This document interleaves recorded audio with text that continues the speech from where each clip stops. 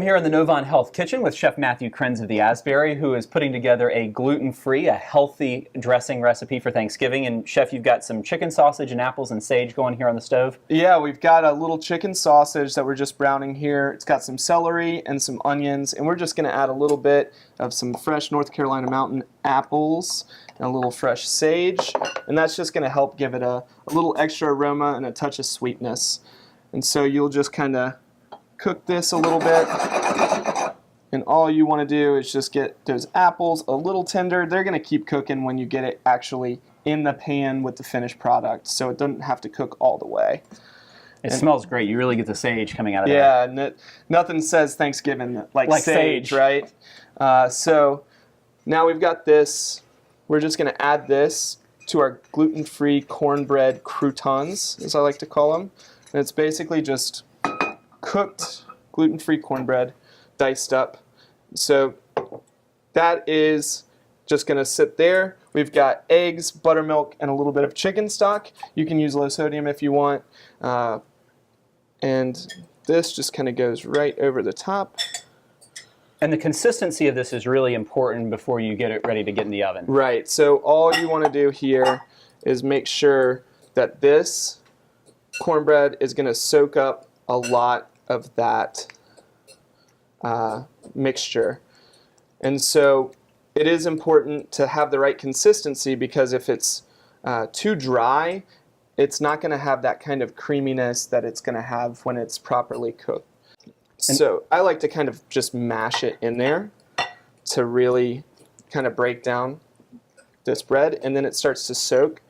And one thing that you can do is actually let this sit overnight. So get it really to this point, up. let it soak.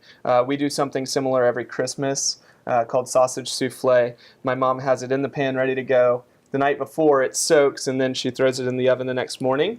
And that's when you get this kind of texture like that. That looks great. Yep. So then this is going to go into the oven? Yeah, and I always kind of bake mine off in a cast iron skillet. That's just kind of sentimental, but it also makes a great serving piece. Yeah, it's great presentation for Right, you. absolutely. Well, we will get that in the oven and check on that in just a minute, Chef. But first, let's get some healthy Thanksgiving tips from Novant Health registered dietitian Kelly Homesley. Thanks, Adam. So chicken sausage is going to be a lot lower in fat and calories than both pork and even turkey sausage, so that's going to make it a much healthier alternative. You do, however, want to make sure that you're reading the packaging very well when you're buying any type of sausage. You want to look for words like all natural, also no preservatives added. While these may cost you a few extra dollars, the health benefits are going to be a lot better, so it'll be worth the extra cost. Also, another great thing about this dish is going to be the addition of apples. So not only are the apples going to add a lot more vitamins and minerals, they're also going to add a lot of extra fiber to the dish, which is going to help you to feel fuller for longer. Thanks, Kelly. And Chef, the dressing just came out of the oven. It smells great. You can definitely smell that sage. Yeah, we're ready to serve it, and it is good to go. All we're going to do, this is kind of the moment of truth. You go, flip it out. That's a pro move right there. And then just put it right back down onto the board. And then just slice. That looks delicious. And serve. How beautiful.